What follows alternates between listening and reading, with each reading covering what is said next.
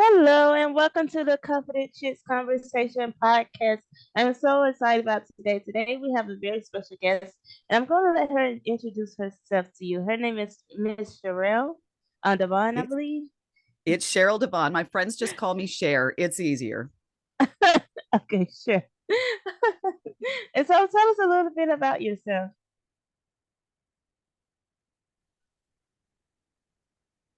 Okay. As you said, I'm Cheryl Devon, Cher. My friends call me. I'm the owner and founder of Speaking with Cher.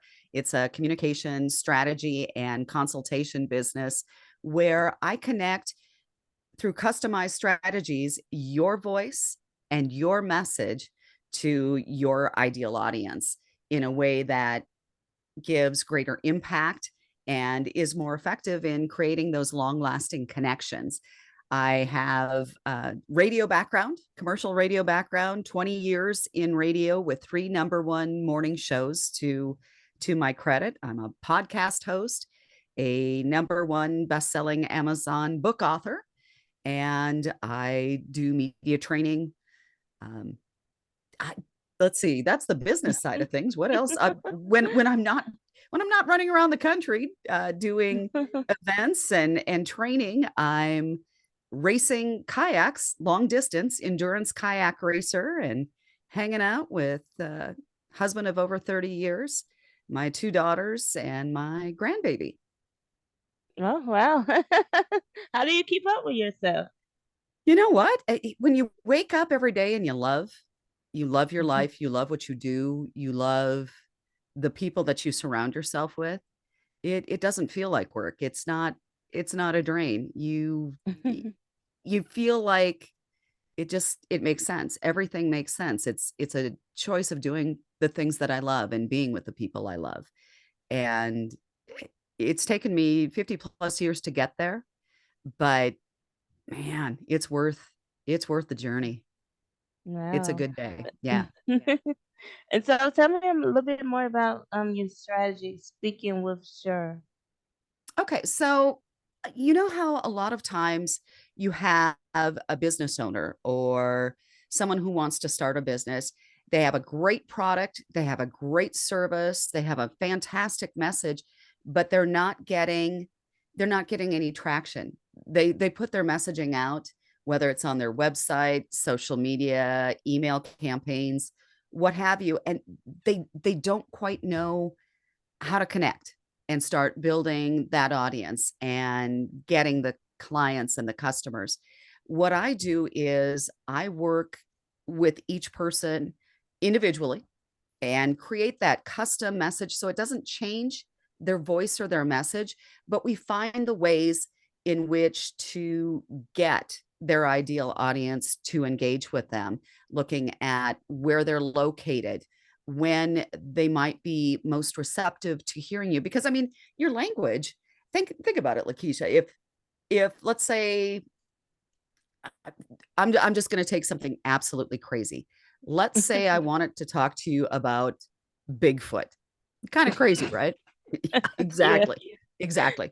So let's say I wanted to approach you about something that I'm working on regarding Bigfoot. If I came to you Monday morning, 9 a.m., when you are just getting into the thick of the week, you're set for business, how open and receptive would you be to hearing about my Bigfoot encounter? I would look at you like you're crazy. Exactly. But okay, now let's say it's Wednesday. We're out at ladies' night having a sip of something, and we're sitting around the table in a relaxed setting. And I say, Lakeisha, I had this Bigfoot encounter I want to talk to you about. Would you be receptive? Yeah, it would be better. Yeah, you'd still look at me like It I'm would, crazy. yeah, but it would be better than you asking me at 9 in the morning. I just, I'd probably Yep.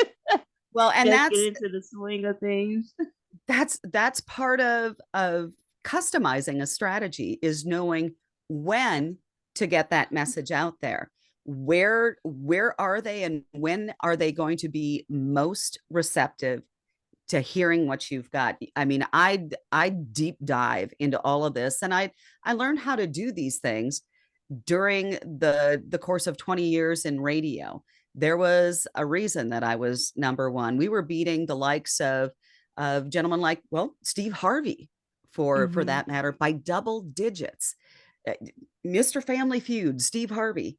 And I'm taking him down because I would go and find that individual and connect and figure out where to find them, what they're thinking about at the times when I want to connect to them, and discover what it is that they're looking for that would create that connection. So I spent 20 plus years fine tuning that and discovering it, and I found that it worked when I took it into real estate, when I took it into, I was in the wine and spirits industry for a few years as well. And it works in every single situation. It doesn't have to be a spoken word, it can be the written word.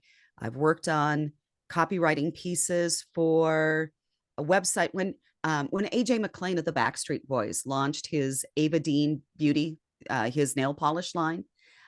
I Mhm. handled that for him. I handled that launch for them with the website and the email marketing campaign. And it comes down to just understanding that person that you're speaking to and hearing the voice of the person that wants to do that speaking and connecting.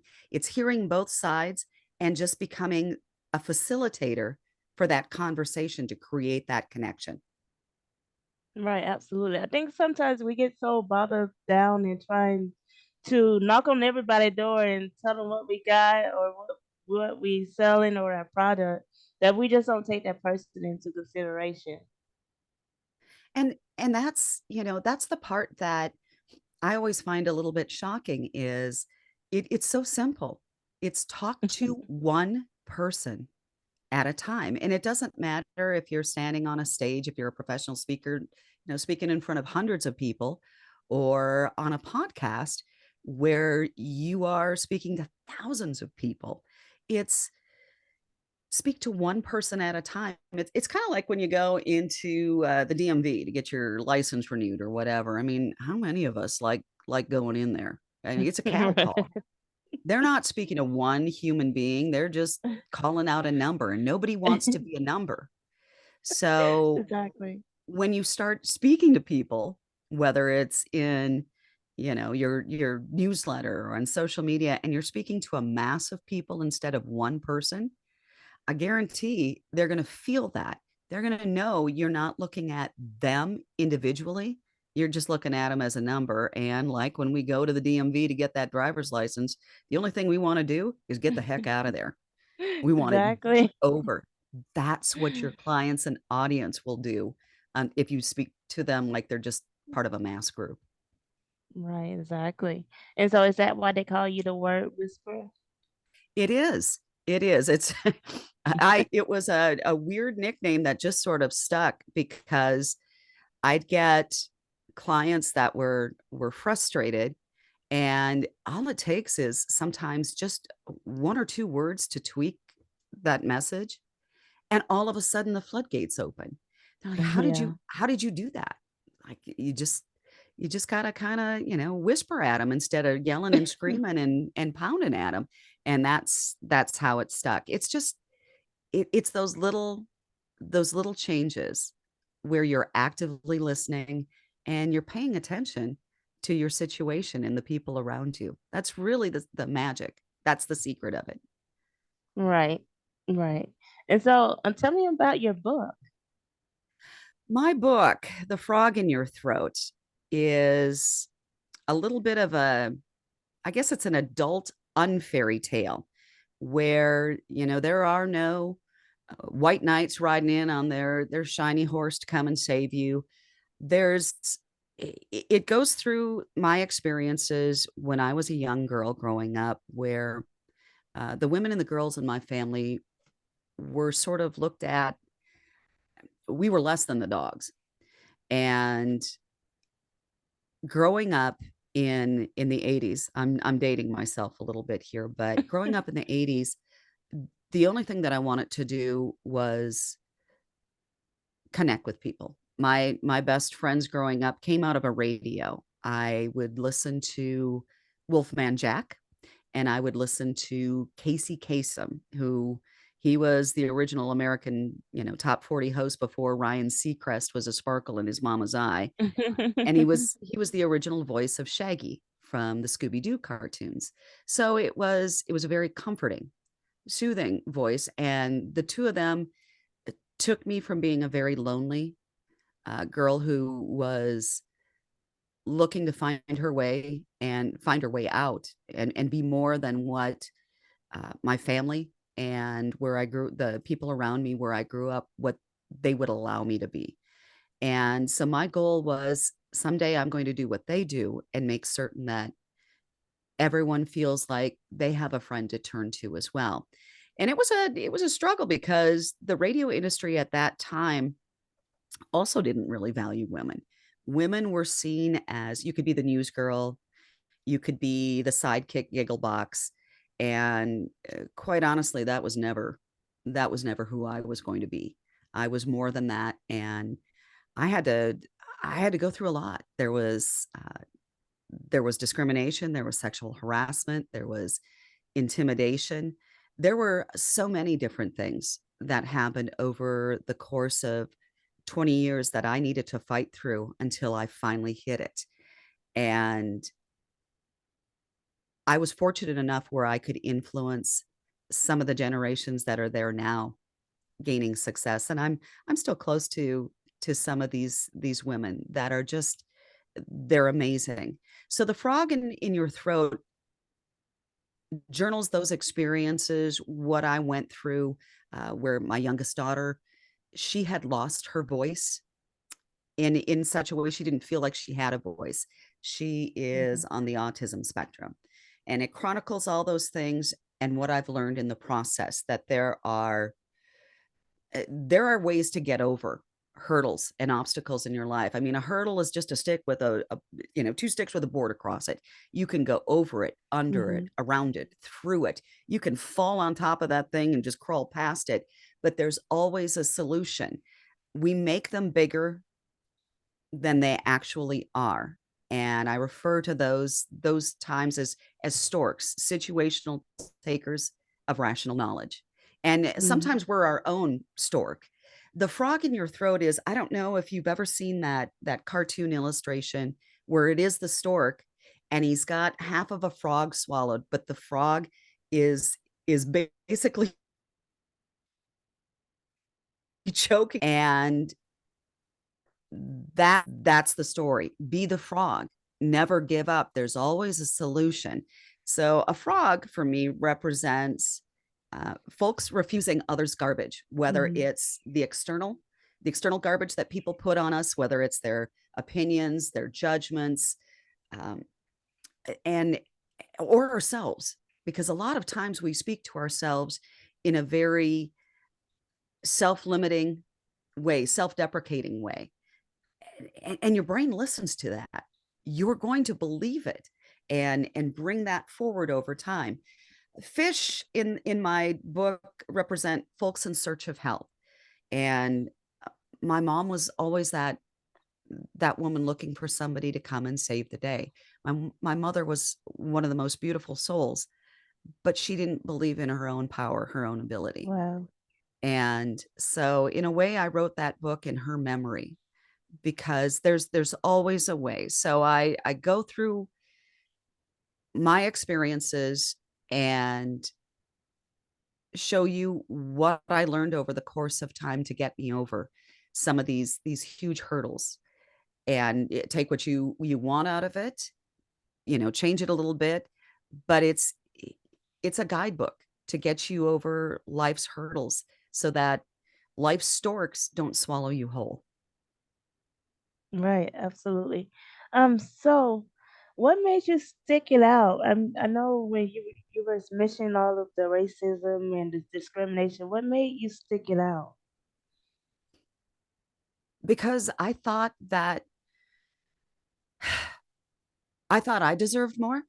And Mhm. I really believed in in that idea that my voice could help people feel connected Yeah. and give them give them their own voice in a way that I was speaking for some people that didn't have a platform. They didn't have a voice.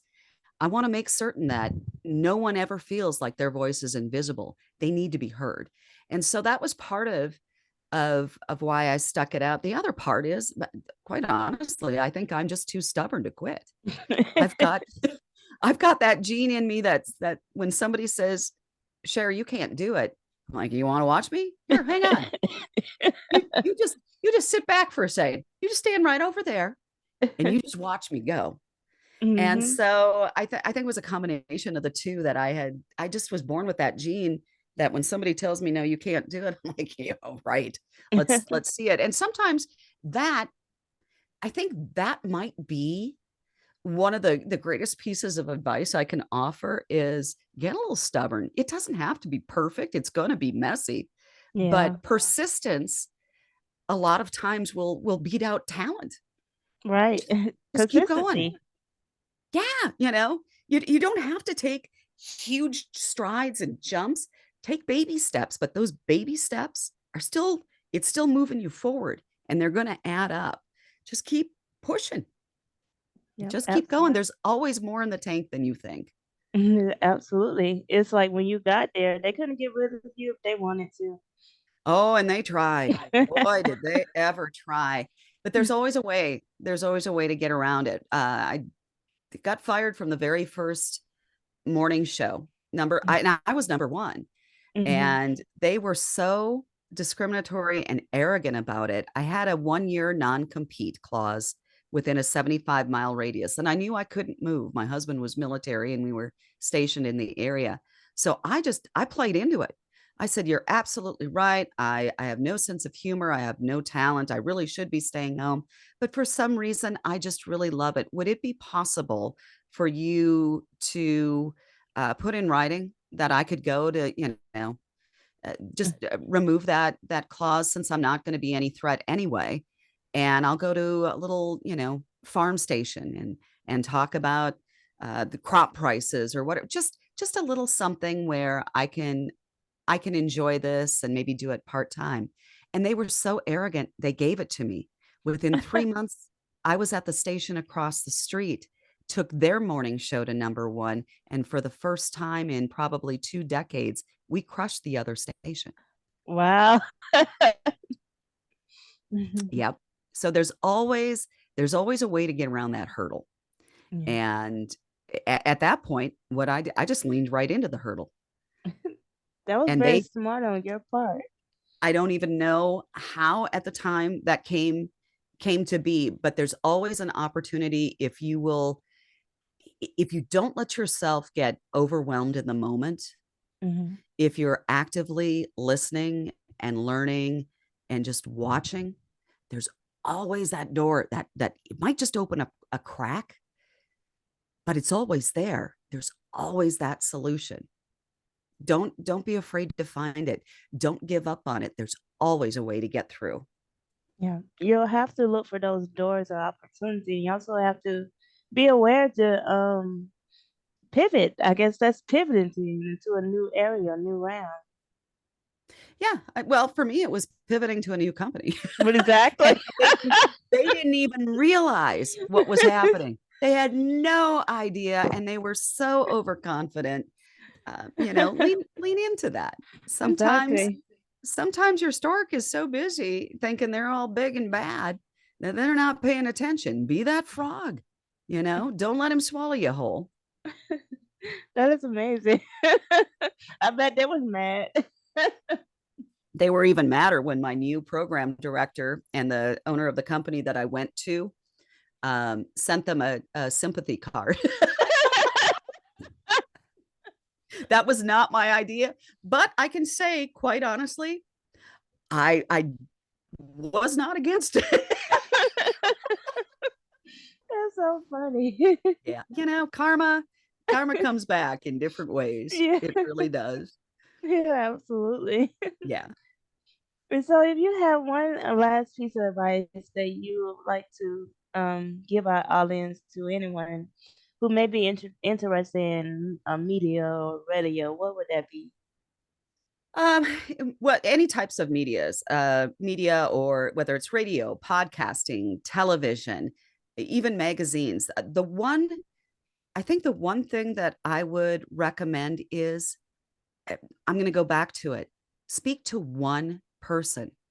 Think of that one human being in your world that you would like to sit down with. How would think about how you would describe them and who they are, but always just speak to one person. Because think about it, when you're listening to the radio or a podcast, where are you typically? You might be working out. You've got the earbuds in as you're working around the house or in the office. You're in your car. You might be standing in front of your mirror, putting on makeup and getting ready for the day, but you're by yourself. It's a one person. It's one person that's listening at a time. Right. So speak to that one person. Don't speak to the masses. Speak to the one, and you will find that the connections you make will lift them up and lift you up. It's the best way. Speak to the one. Right. And so that just made me think. I guess that's why it's important to have an idea of what your ideal customer will look like, right? Mhm. Yeah, I mean, know every single detail. Know the person's name, know their age, where do they live, how many kids do they have, what do they like to do, what do they do on a Tuesday night at 7 o'clock. Know all of those little details, and you know how to speak to them then, because you're speaking to a friend at that point, Yeah. and that's the way to make your connections, whether it's personally or professionally, last and be more powerful and have more meaning and impact. Yep, absolutely. So where can we find you, Lynn, to learn more about you and what you do? Pretty easy to find. I'm everywhere on social media. You can find me at either Speaking with Cher, and Cher is spelled with an S-H-E-R. You could reach out to me, my website, speakingwithcher.com.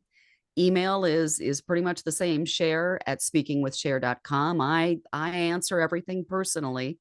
And if you want to get a better idea of what I do, Lakeisha, would it be all right for me to offer your listeners a free gift?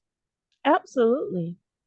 Okay, cool. It is a 30-day free membership to my Engage Your Voice speaking group mastermind, where we get people from all over the world that come in and they have questions, whether it's about their website or if they want to get on more stages to speak or about podcasts. And it's a community where we help one another with it. It lasts an hour. It happens twice a month. And if you can't be there, you can always email me questions. You get the replays the next day. There's no obligation. I don't sell any information. There's nothing. Just show up, see what you feel like, and come on board. And that you can get there by going to freegiftfromshare.com. All right. Thank you so much. I'm gonna have to grab that myself. Oh, come on with yourself. I'd love to see you there. Come on, girl. Thank you so much for coming on. I really enjoyed you. Oh, I so appreciate it. Thank you so much, Lakeisha. And let me know when it goes live, because I'll share with all of my people. They need to hear what you're doing. Thank you. I appreciate you. And Appreciate you too. and thank you all for tuning in to the Coveted Chicks conversation. It has been a pleasure. And I will see y'all next time. Bye.